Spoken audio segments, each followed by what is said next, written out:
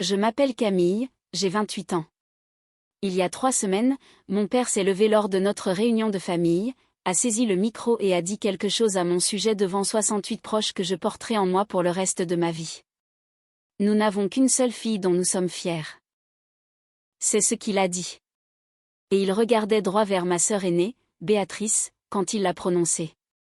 Pendant 22 ans, ma famille m'a appelé le boulet. Le bébé prématuré qui coûte trop cher. La sœur silencieuse que personne ne défendait. La fille qui s'asseyait au bout de chaque table pendant que Béatrice recevait les frais de scolarité, les éloges et l'amour. Mais ce qu'aucun d'entre eux ne savait, ni mes parents, ni mes cousins, pas une seule personne dans cette foule, c'est qu'il y a 6 semaines, un jeudi soir à la table de ma cuisine, Béatrice s'est enivrée et a tout avoué. L'argent qu'elle avait volé à nos parents, son diplôme d'infirmière falsifié, les mensonges qu'elle racontait à la famille sur moi depuis que j'avais 14 ans, et j'ai tout enregistré. 14 minutes qui allaient briser 22 ans de silence. Laissez-moi vous ramener 22 ans en arrière, par une nuit de janvier à Lyon, quand je suis arrivée au monde avec 6 semaines d'avance et que je suis devenue la dette que ma famille n'a jamais voulu payer. Je suis née dans un hôpital à 1 heure de chez nous parce que le plus proche n'avait pas de service de néonatologie. Mes poumons n'étaient pas prêts. Mon cœur n'était pas prêt. Rien en moi n'était prêt. 3 semaines en soins intensifs.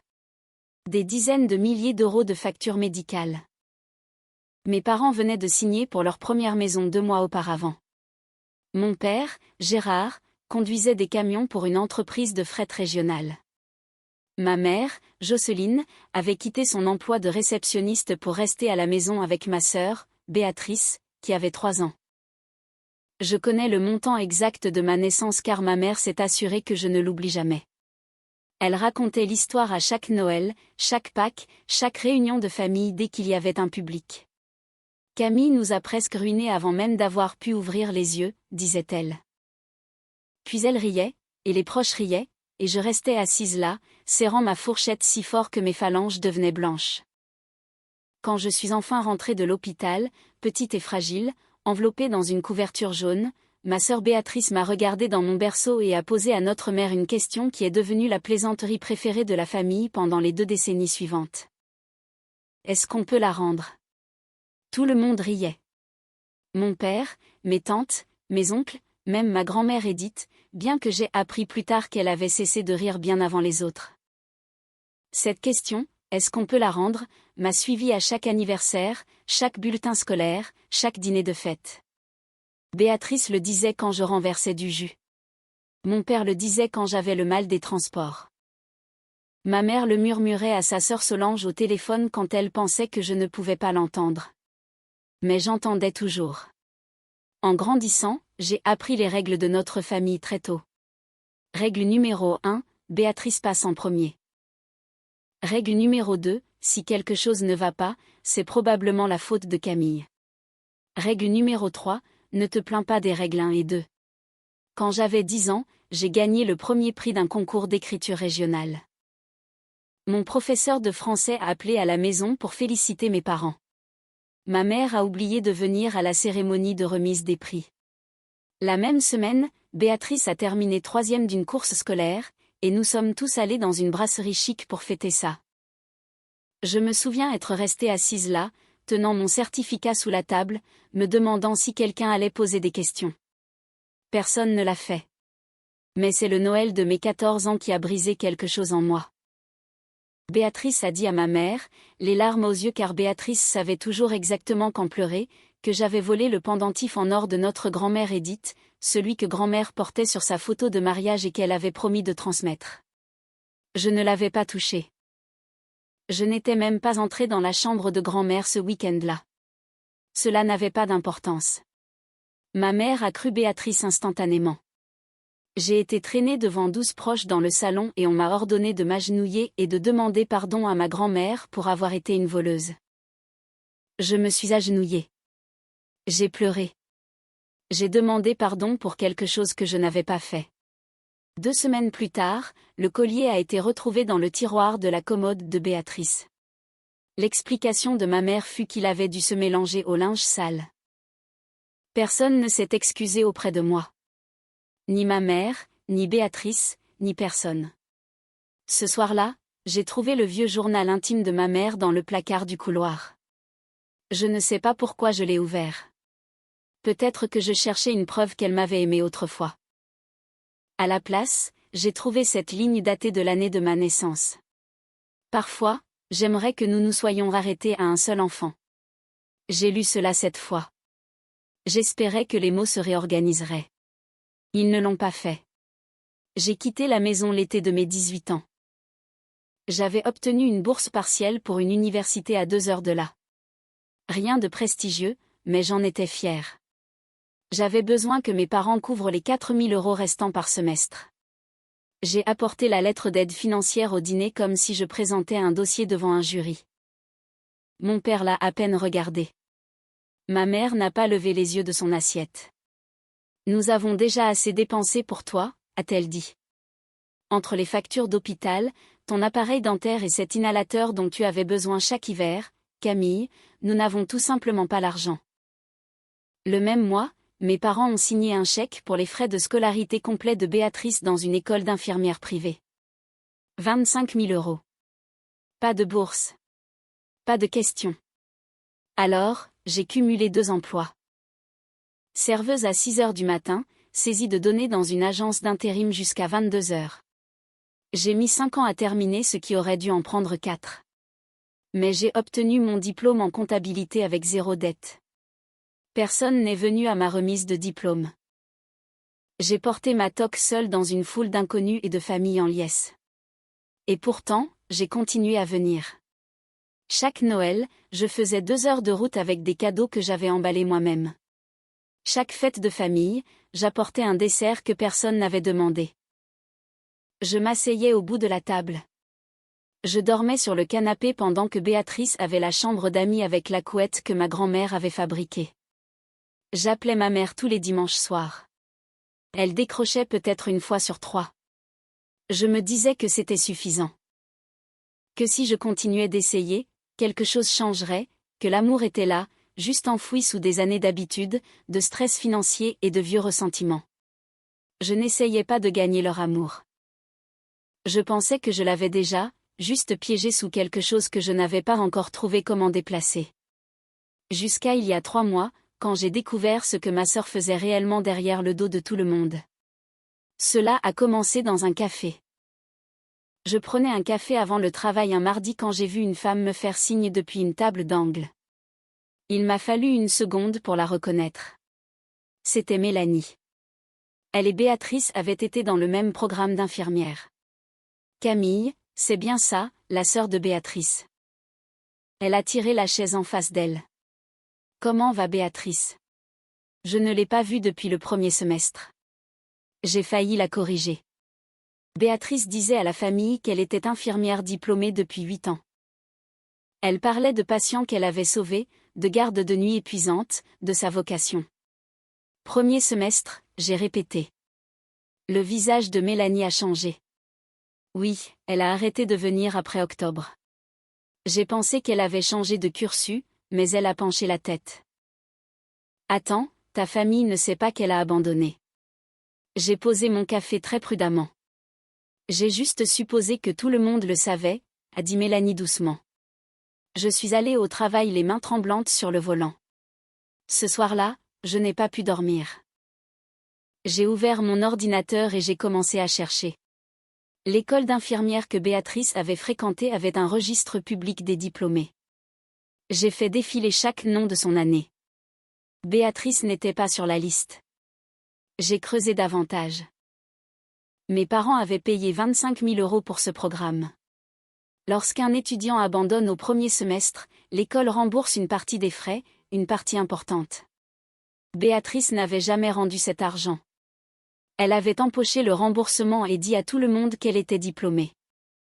Pendant 8 ans, elle avait menti à nos parents, à notre grand-mère, à toute notre famille élargie, venant aux fêtes en tenue médicale qu'elle achetait en ligne, racontant des histoires qui sonnaient vraies parce qu'elle les avait mémorisées dans des séries médicales.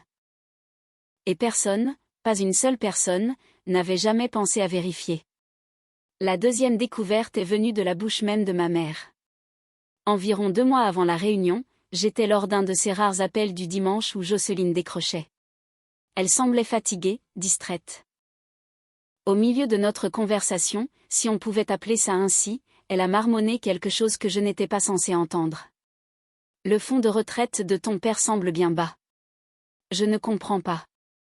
Le marché va pourtant bien. Je suis comptable. Je remarque les chiffres comme la plupart des gens remarquent la météo. Quelque chose dans son ton a attiré mon attention et j'ai demandé nonchalamment si elle avait regardé les relevés récemment. Béatrice gère tout ça, a dit maman. Elle a configuré l'accès en ligne pour nous. Elle est si douée pour ces choses-là. Tu sais, étant dans la santé, elle s'y connaît en finance. Je me suis mordu la langue si fort que j'ai senti le goût du sang. Ce soir-là, j'ai fait quelque chose dont je ne suis pas fière.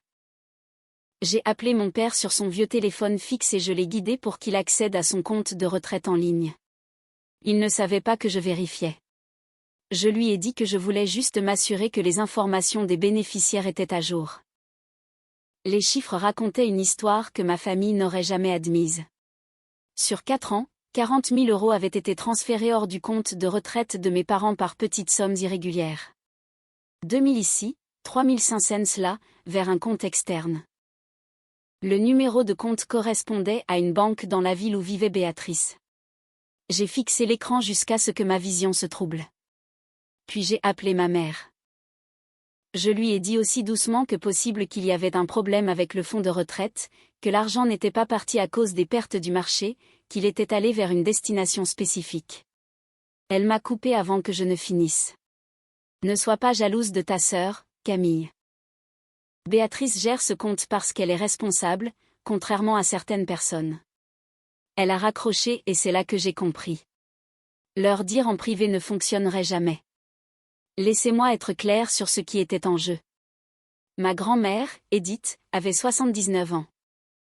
Elle avait construit sa vie sur une magnifique propriété en Provence, une maison qu'elle et mon grand-père avaient conçue ensemble avant qu'il ne s'éteigne, un jardin qu'elle entretenait depuis 40 ans, et assez d'économies pour laisser un héritage significatif. Elle mettait à jour son testament. Elle l'avait dit à la famille.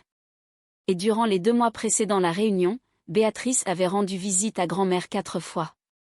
4 fois.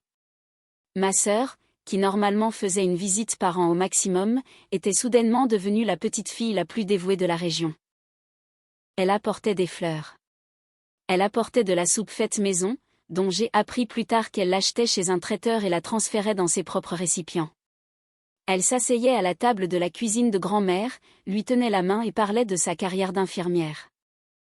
Ma mère disait à la famille que Béatrice s'occupait si bien de maman, qu'elle était si désintéressée. Je savais ce qui se passait. Béatrice se positionnait. Elle voulait être le nom sur le testament, l'unique héritière, le trophée final de l'enfant prodige.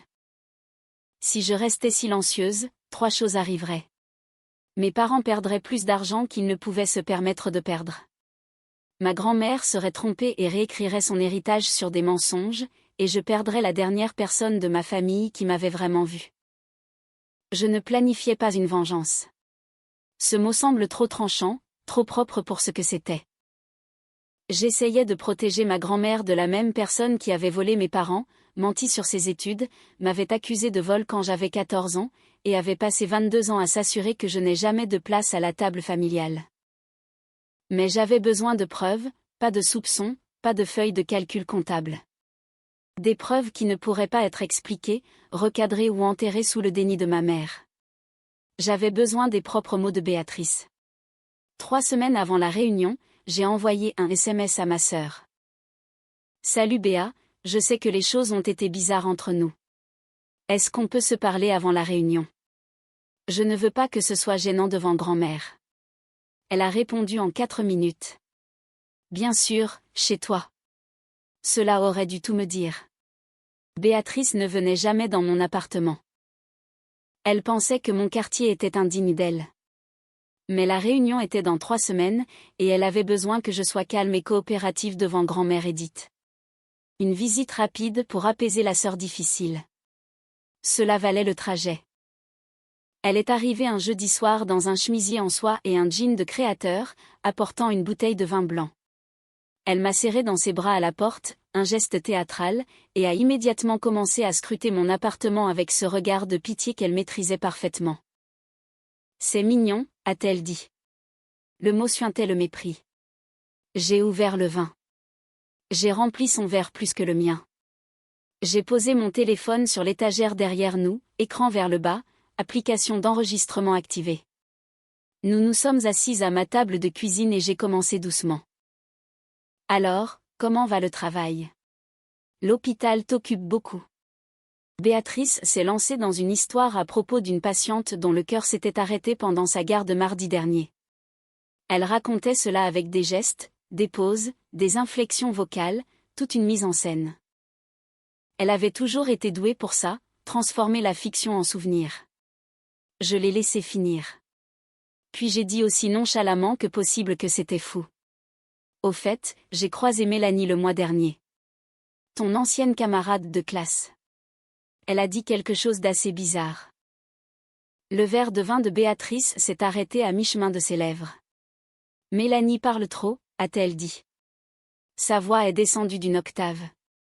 Et j'ai su que le masque se fissurait. Je n'ai pas insisté immédiatement. J'ai versé plus de vin. J'ai laissé le silence agir. Béatrice a fini son deuxième verre, puis son troisième. Le vin faisait ce que je ne pouvais pas faire, desserrer le verrou qu'elle gardait si soigneusement fermé en public. Béa, j'ai dit doucement. Je ne te juge pas. Je veux juste comprendre. Nous sommes sœurs. Elle m'a regardé pendant un long moment. Puis quelque chose a changé dans ses yeux. Pas de la culpabilité, pas de la peur, mais quelque chose de pire. Du mépris. Le genre qui vient du fait de se croire intouchable. Tu veux comprendre.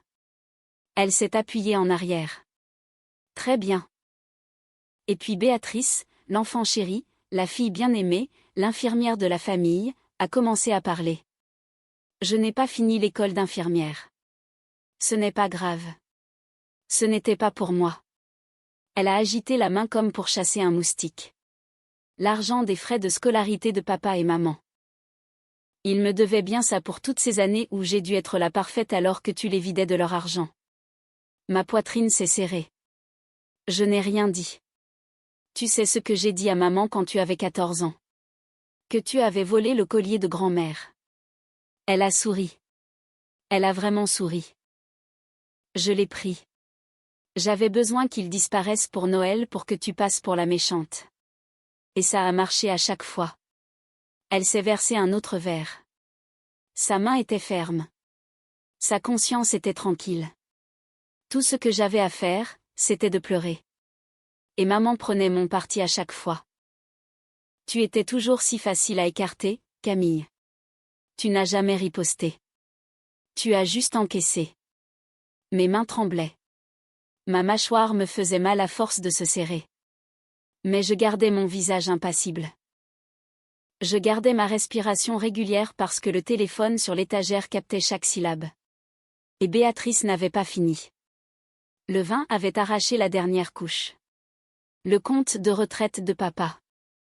Béatrice a incliné son verre, regardant la lumière se réfracter à travers le vin comme si elle admirait un bijou. J'ai pris environ 40 000 € au cours des 4 dernières années. De petites sommes. Ils ne s'en rendront jamais compte. Ils pensent que le marché s'est effondré, a-t-elle ri. Un son court, clair et insouciant. Et grand-mère, ai-je demandé. Ma voix était stable. À peine. Béatrice s'est penchée en avant, les coudes sur la table. Pourquoi penses-tu que je lui ai rendu visite, Camille? Elle réécrit son testament. Je m'assurerai que mon nom soit le seul qui compte. Elle a soutenu mon regard. Et puis elle a dit la chose qui a tout scellé.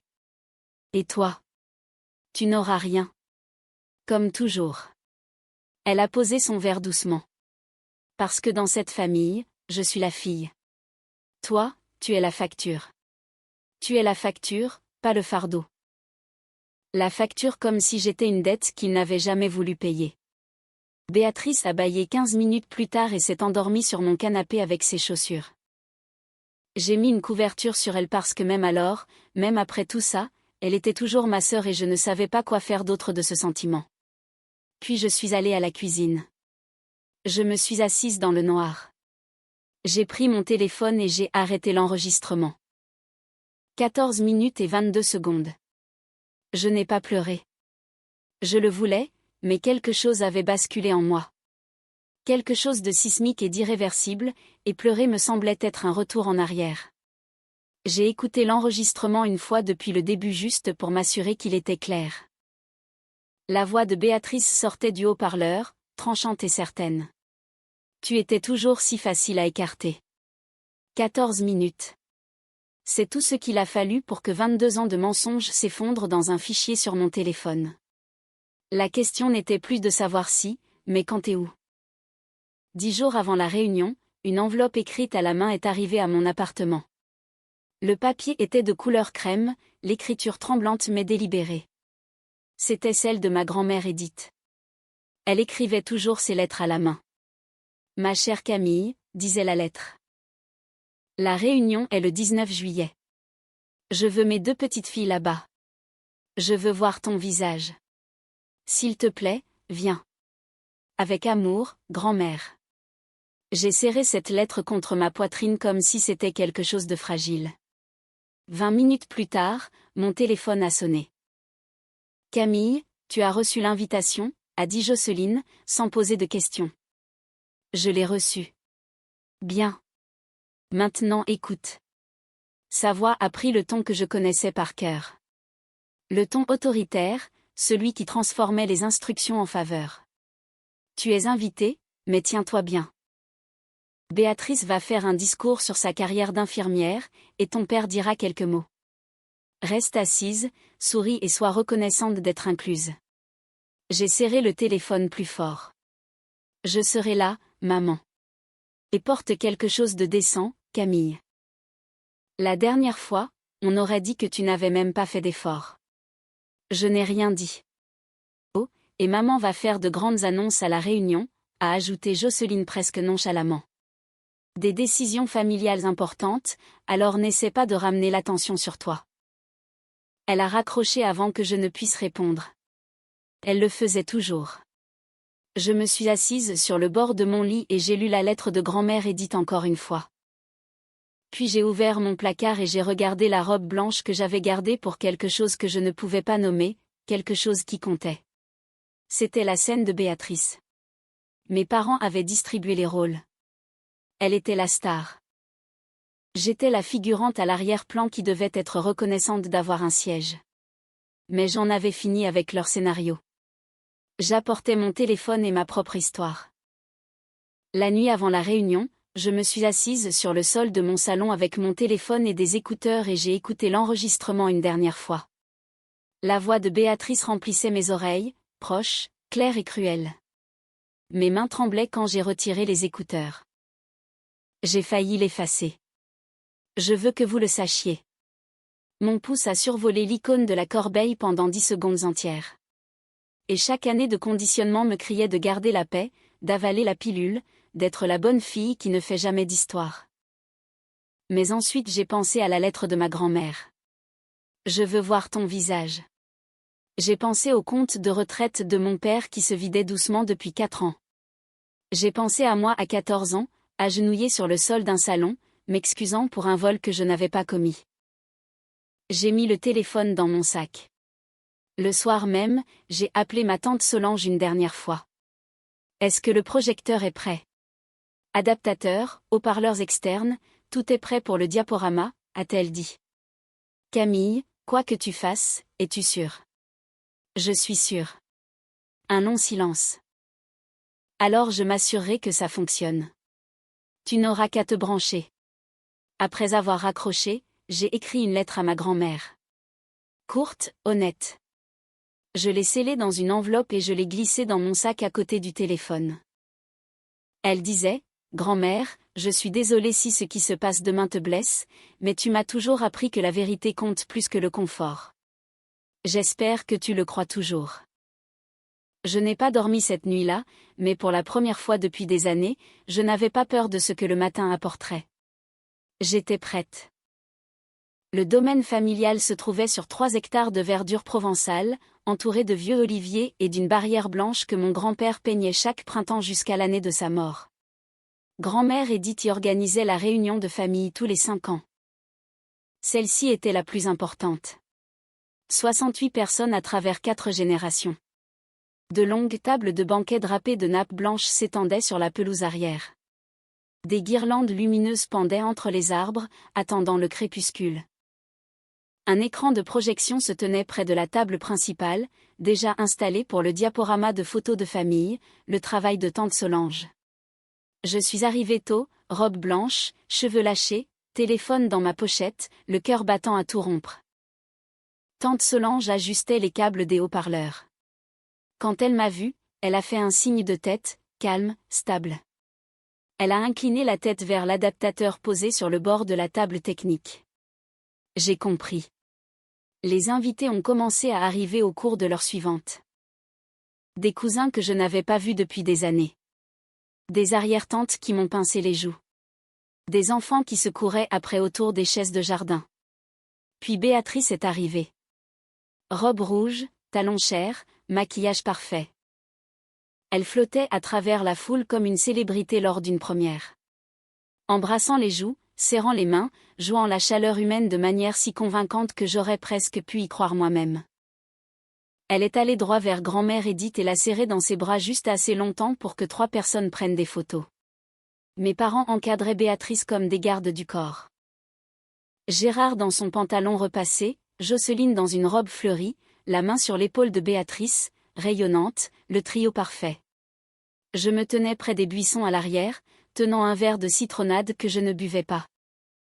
Et grand-mère Edith, au milieu de son étreinte avec Béatrice, a regardé par-dessus l'épaule de sa petite fille, m'a trouvé dans la foule et m'a adressé un petit sourire triste qui a brisé quelque chose dans ma poitrine. Le dîner a été servi à 18h. Poulet rôti, gratin dauphinois, ratatouille, tarte aux abricots. Le menu de la réunion n'avait pas changé depuis des décennies.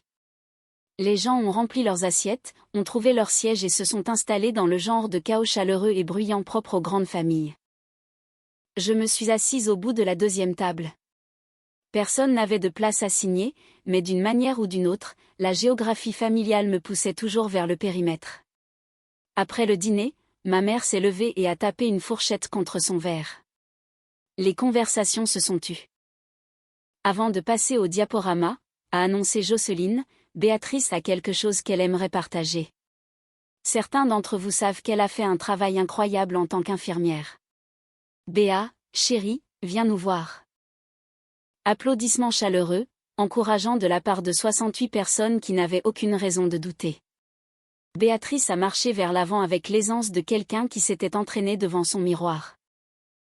Elle a pris le micro sans fil de la table de Solange et a souri, ce sourire symétrique et pratiqué qui l'avait sorti de chaque mauvais pas. Merci, maman. Elle a pressé une main sur son cœur. Être infirmière a été l'expérience la plus gratifiante de ma vie. Le mois dernier, j'ai aidé une patiente à se remettre d'un accident vasculaire cérébral. Elle m'a tenu la main et m'a dit que je lui avais sauvé la vie. Les gens murmuraient avec admiration. Grand-mère Edith hochait la tête avec fierté. 5 minutes de pure fiction livrée sans faille. Quand Béatrice a fini, elle a reçu une ovation debout de la table de devant. Ma mère pleurait, cette larme unique et gracieuse qu'elle avait perfectionnée à l'église. Puis une arrière-tante à ma table s'est penchée et m'a tapoté le bras. « Et toi, que fais-tu, ma chère ?» Avant que je ne puisse répondre, la voix de ma mère a traversé la pelouse. « Camille travaille dans la comptabilité, » a dit Jocelyne. « Quelque part. » Rire dispersé. Béatrice a souri dans son verre de vin. J'ai senti mon visage brûler, mais j'ai gardé mes mains à plat sur la table. Pas encore. Le soleil se couchait derrière les arbres quand mon père s'est levé. Gérard n'était pas un orateur né. C'était un homme calme qui avait passé sa vie à conduire des camions et à être d'accord avec tout ce que Jocelyne lui disait être vrai. Mais ce soir, Jocelyne lui avait donné un texte, et il a lu à partir d'un morceau de papier plié qu'elle avait glissé dans sa poche de chemise avant le dîner. « Je veux remercier tout le monde d'être ici », a-t-il commencé. Sa voix était fine à travers le micro. Cette famille signifie tout pour nous. Il s'est interrompu, a regardé Béatrice, qui était assise à la table de devant à côté de grand-mère Edith. Jocelyne et moi. Il a dégluti. Nous n'avons qu'une seule fille dont nous sommes vraiment fiers. La pelouse est devenue silencieuse. Béatrice, tu es notre plus grande réussite. Tout ce que tu as fait, ta carrière, ton cœur, la façon dont tu prends soin de cette famille. Nous n'aurions pas pu demander une meilleure fille. Applaudissements. Pas tonitruant. Il y avait un courant de malaise. Quelques personnes regardaient autour d'elle, mais suffisamment de gens ont applaudi pour que cela semble officiel. Personne ne m'a regardé. Personne n'en avait besoin. Je me tenais à la table du fond. 68 personnes devant moi. Les mots de mon père flottaient encore dans l'air d'été comme de la fumée. Nous n'avons qu'une seule fille dont nous sommes vraiment fiers. Il n'avait pas fourché. Il n'avait pas été ambigu. Il avait dit devant chaque tante, oncle, cousin et grands-parents de notre famille que je ne comptais pas. Ma grand-mère Edith s'est tournée lentement dans sa chaise, m'a trouvée, a vu la rougeur dans mes yeux, son front s'est plissé d'une expression que je ne lui avais pas vue depuis des années, de l'alarme. J'ai posé ma main sur ma pochette, j'ai senti le bord dur de mon téléphone à travers le tissu. 22 ans. Je me suis levée.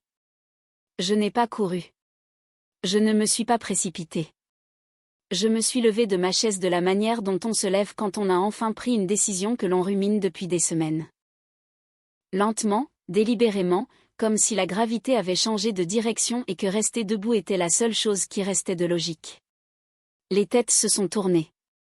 Quelques cousins ont chuchoté. Ma mère a remarqué la première. Camille. La voix de Jocelyne était tranchante et basse. Assieds-toi. Qu'est-ce que tu fais? Je n'ai pas répondu. J'ai marché entre les deux tables de banquet. 68 visages me suivaient comme si je traversais une scène. Les guirlandes lumineuses s'étaient allumées. L'air sentait la tarte et l'herbe fraîchement coupée. Et mon cœur battait si fort que je pouvais le sentir au bout de mes doigts. Béatrice me regardait depuis la table de devant. Son verre de vin figé à mi-chemin de sa bouche. De la confusion d'abord, puis de la suspicion, puis quelque chose que je n'avais jamais vu sur le visage de ma sœur auparavant. Une lueur de peur. J'ai atteint la table technique. Tante Solange se tenait à côté du projecteur, les bras le long du corps. Elle n'a pas posé de questions. Elle n'en avait pas besoin. Elle a pris l'adaptateur et me l'a tendu. J'ai sorti mon téléphone de ma pochette, je l'ai branché. L'écran de projection s'est éclairé derrière moi. Une lueur blanche remplaçant le diaporama familial figé. Mon père a fait un pas en avant. Camille, ce n'est pas le moment. En fait, papa. Je l'ai regardé droit dans les yeux. C'est exactement le moment. J'ai ouvert le fichier audio. 14 minutes et 22 secondes.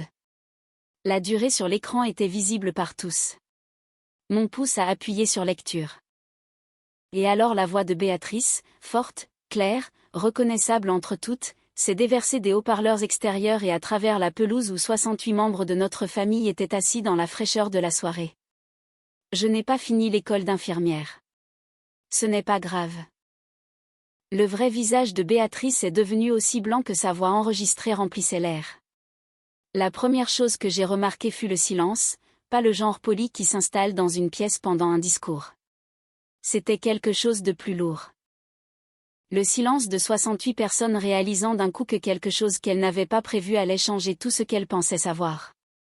La voix enregistrée de Béatrice sortait des haut-parleurs comme une confession jouée dans une salle d'audience. Je n'ai pas fini l'école d'infirmière. L'argent des frais de scolarité de papa et maman. Il me devait bien ça pour toutes ces années où j'ai dû être la parfaite. Quelqu'un à la deuxième table a posé son verre. Le petit tintement du cristal sur le bois a sonné comme un coup de feu dans le silence. Ma mère a bondi de sa chaise. Elle s'est dirigée vers le projecteur les mains levées, les yeux sauvages. Éteins ça, Camille. Éteins ça immédiatement. Elle était à 3 pas quand la voix de ma grand-mère a tranché l'air comme une lame. Jocelyne. Ma mère s'est figée. Grand-mère Edith n'avait pas élevé la voix. Elle n'en avait pas besoin. 79 ans d'autorité tranquille faisaient le travail pour elle. Elle a agrippé le bras de sa chaise et a regardé sa fille avec une expression que je n'avais jamais vue sur son visage. Pas de la colère exactement, mais une dévastation qui la précédait. « Assieds-toi. » La voix d'Edith tremblait, mais chaque mot était de fer. Je veux entendre chaque mot. Ma mère s'est assise comme une enfant prise en faute. Béatrice était debout maintenant, les mains tremblantes, sa robe rouge soudainement trop voyante contre son visage livide. C'est sorti de son contexte. Elle m'a piégée. Elle mais l'enregistrement ne se souciait pas du contexte. L'enregistrement continuait. La propre voix de Béatrice, joyeuse et insouciante, remplissant l'air du soir de vérité qu'elle n'avait jamais eu l'intention de partager. À la 4e minute, l'enregistrement en est venu à l'argent. Le compte de retraite de papa. La voix de Béatrice était presque jubilatoire. J'ai pris environ 40 000 € au cours des 4 dernières années. Ils ne s'en rendront jamais compte. Ils pensent que le marché s'est effondré. Béatrice a ri sur la bande. La vraie Béatrice ne riait pas. Mon père, toujours debout près du micro à l'avant, s'est laissé tomber sur la chaise la plus proche comme si ses jambes avaient cessé de fonctionner. La couleur a quitté son visage en temps réel.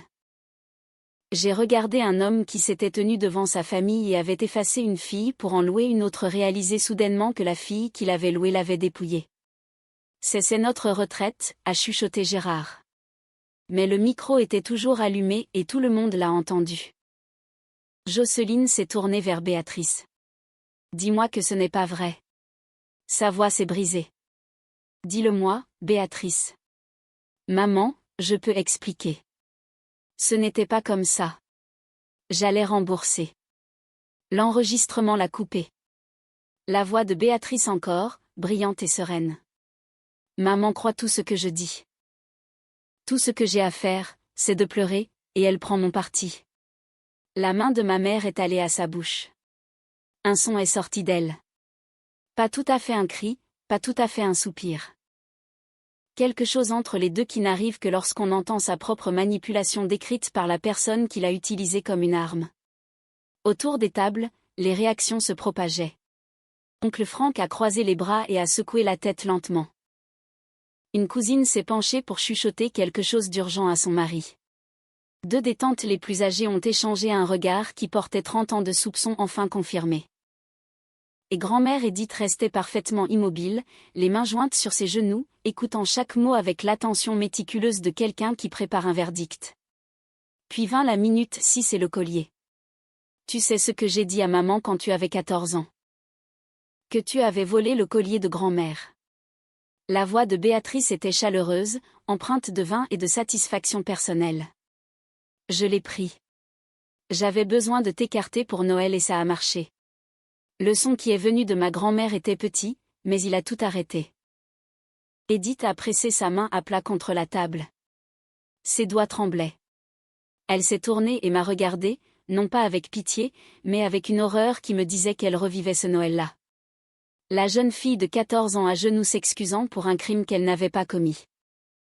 La petite fille qu'elle avait regardée se faire humilier pendant que la vraie voleuse se tenait à côté d'elle, les yeux secs et souriante.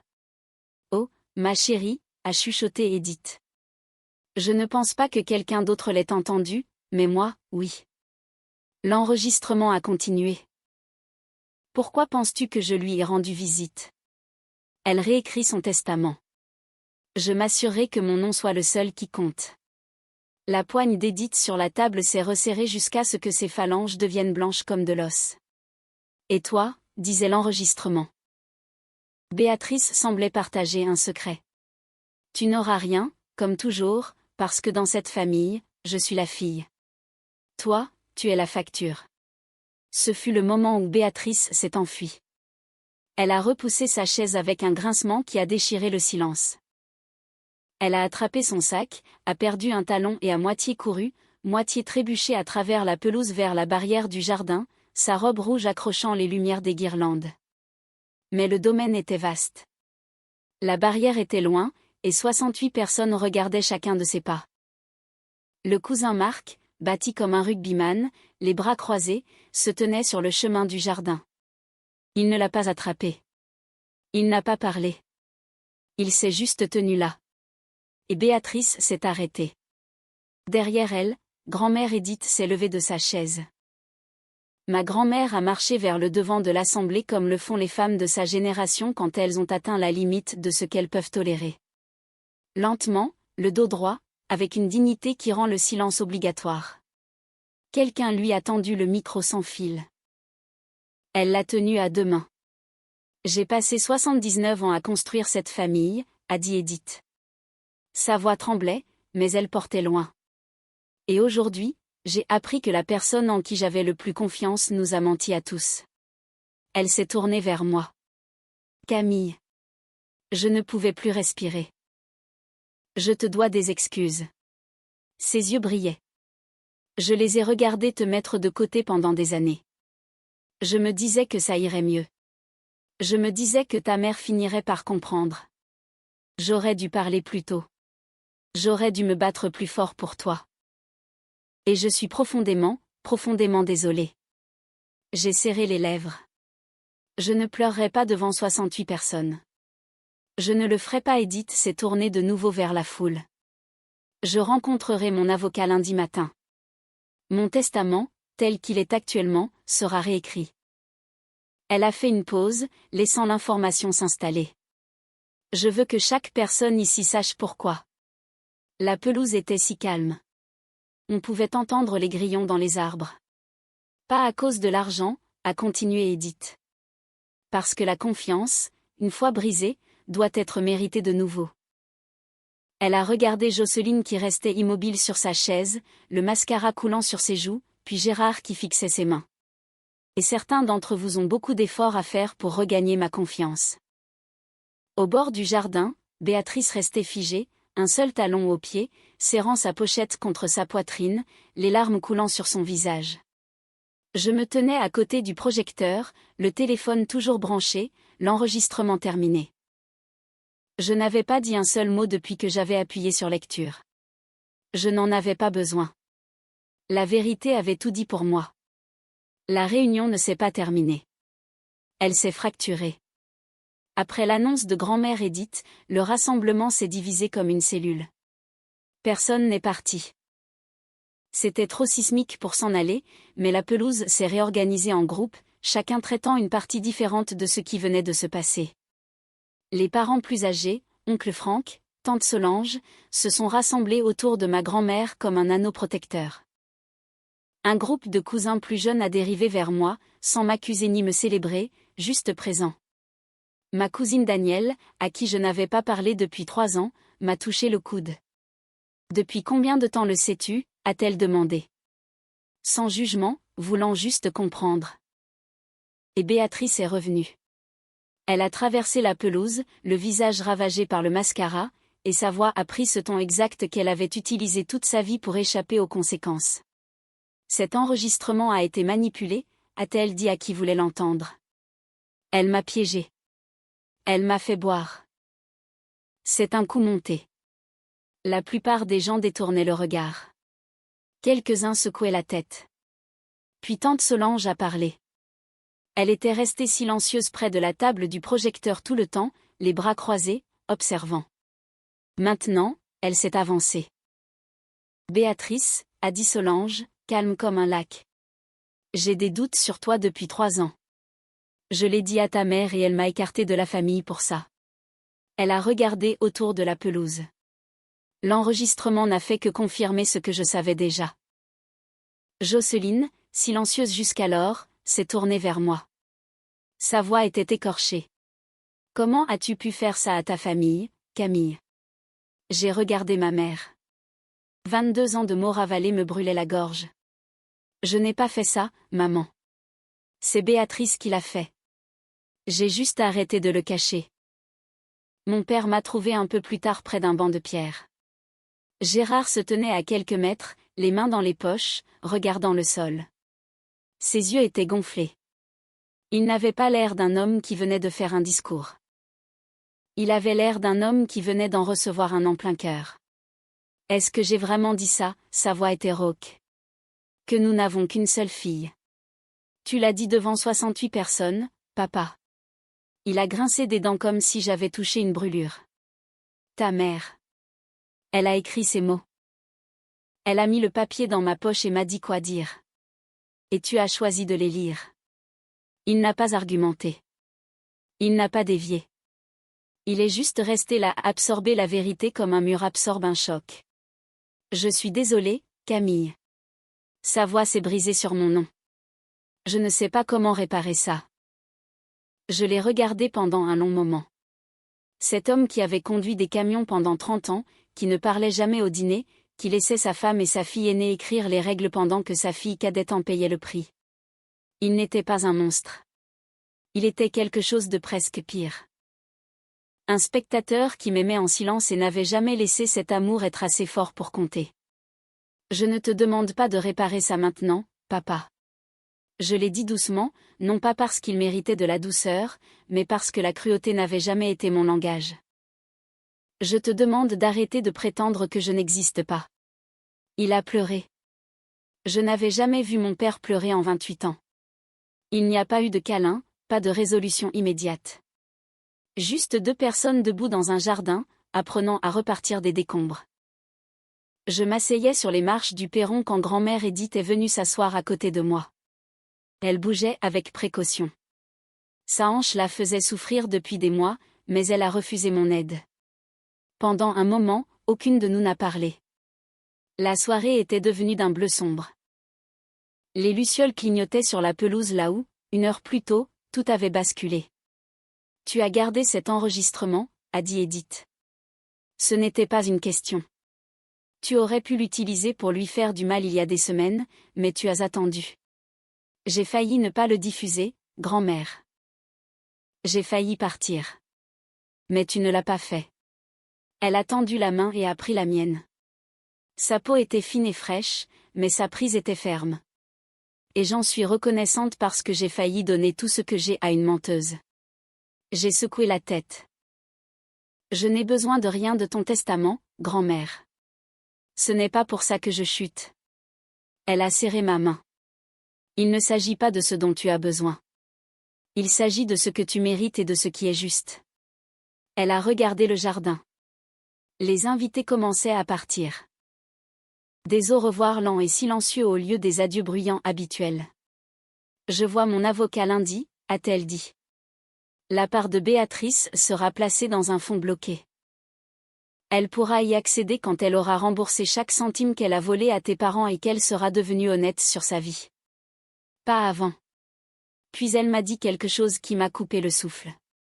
J'ai mis ton nom dans mon testament il y a 30 ans, Camille. À ta naissance, ta mère m'a demandé de t'en retirer quand tu avais 6 ans. Elle s'est interrompue. J'ai refusé, mais j'ai arrêté d'en parler pour garder la paix. Elle m'a regardé avec des yeux humides. Je n'aurais jamais dû me taire. C'est par le silence que cette famille en est arrivée là. 1 semaine après la réunion, les retombées ne s'atténuaient pas. Béatrice a d'abord essayé la voie des réseaux sociaux.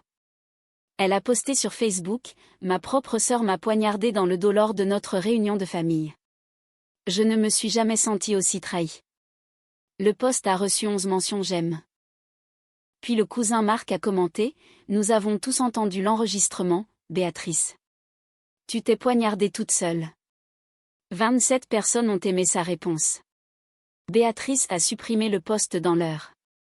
Le groupe de discussion de la famille a subi un changement sismique.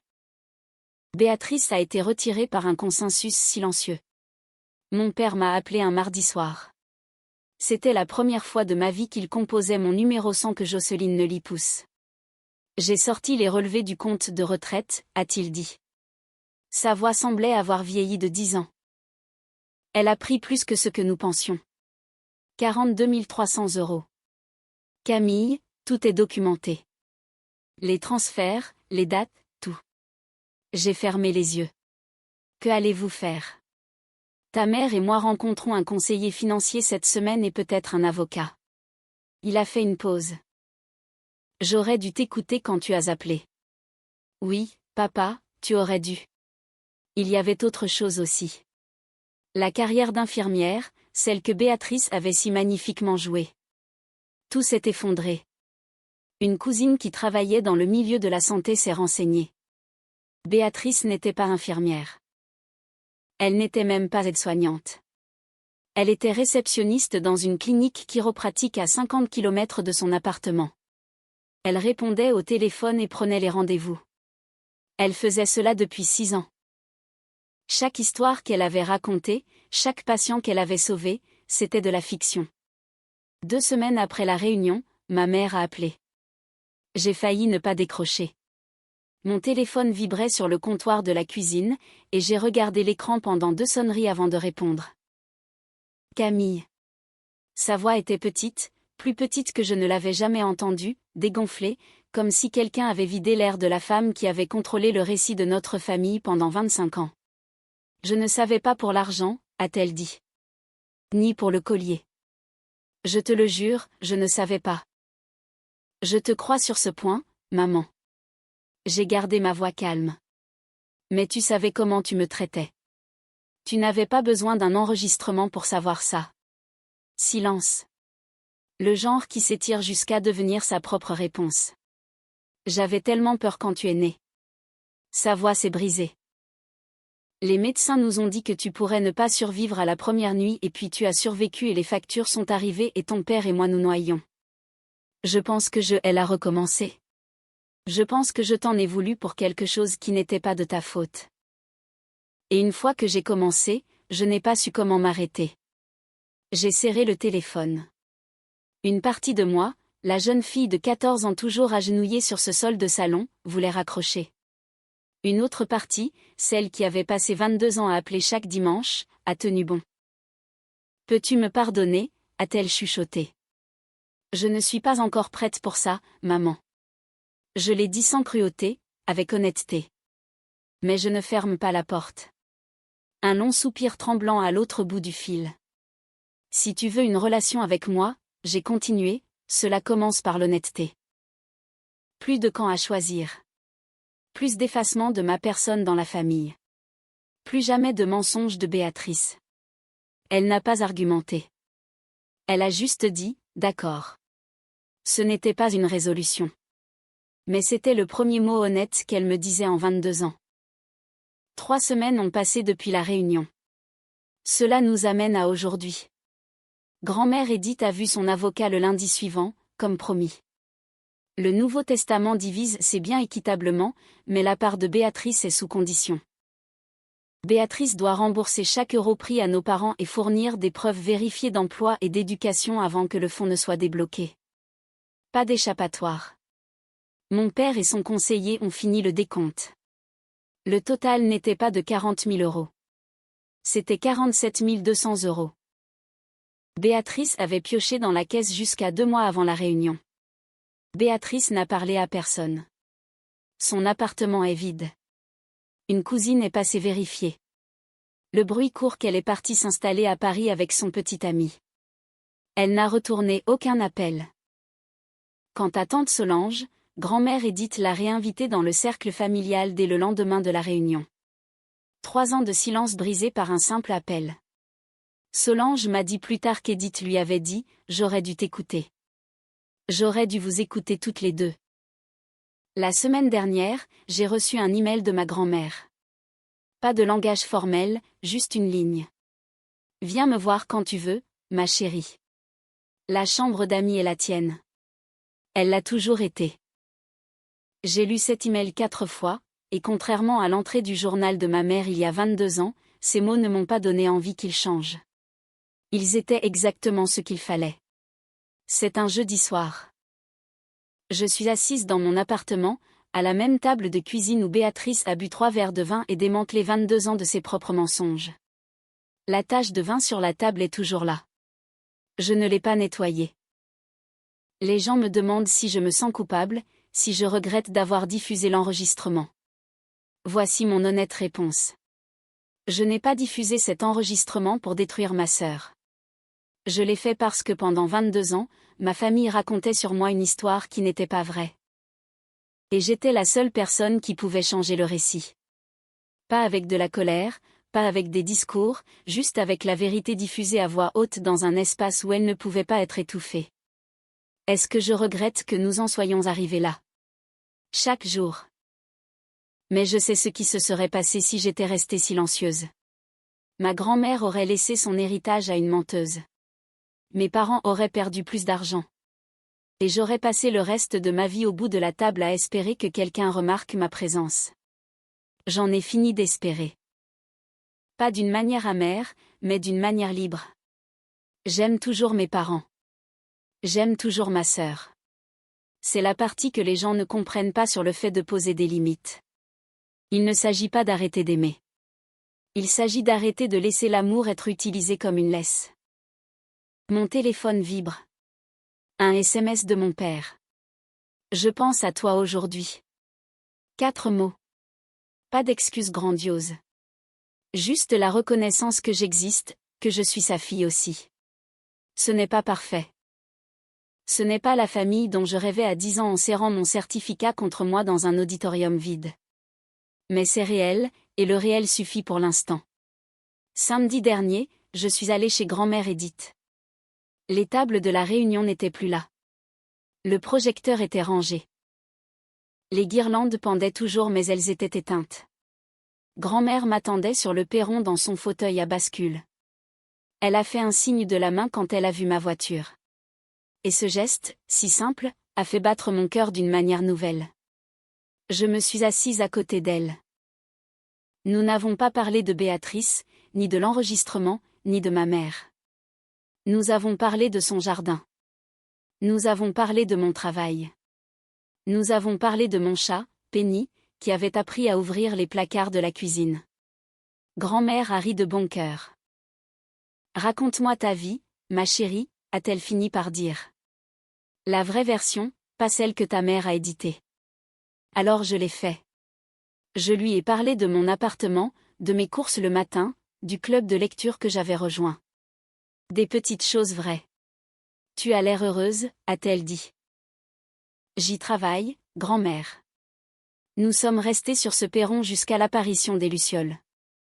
Pas de drame, pas de public, juste une grand-mère et sa petite-fille rattrapant 22 ans de conversation qu'elles auraient dû avoir il y a longtemps. J'ai passé 22 ans à être leur fardeau. Mais il s'avère que la chose la plus lourde que j'ai jamais portée n'était pas leur déception. C'était mon propre silence. Et je l'ai enfin posé. Cette histoire nous rappelle avec force que dans de nombreuses familles, le silence n'est pas une marque de paix, mais un outil d'oppression. Camille a porté le poids des dettes, des erreurs et des frustrations de ses parents simplement parce qu'elle était là, parce qu'elle était la cible facile. Pendant 2 décennies, elle a accepté un rôle de figurante dans sa propre vie pour ne pas briser l'illusion de perfection de sa sœur. Mais la vérité finit toujours par remonter à la surface, souvent de la manière la plus inattendue. Ce n'est pas Camille qui a détruit sa famille en diffusant cet enregistrement, c'est Béatrice qui l'avait déjà détruite par ses mensonges et ses vols répétés. Camille n'a fait qu'allumer la lumière dans une pièce sombre. Ce récit pose une question essentielle sur la loyauté familiale, jusqu'où doit-on aller pour protéger des proches qui nous nuisent activement? La fin de l'histoire montre que la véritable guérison ne commence qu'avec l'honnêteté, même si celle-ci est douloureuse. Camille n'a pas obtenu une famille parfaite, mais elle a obtenu quelque chose de bien plus précieux, le droit d'exister telle qu'elle est, sans excuse. Et vous, qu'en pensez-vous? Si vous aviez découvert que l'enfant prodige de votre famille volait vos parents et mentait sur toute sa vie, auriez-vous choisi de révéler la vérité publiquement comme Camille ou auriez-vous préféré gérer cela en privé, au risque que rien ne change?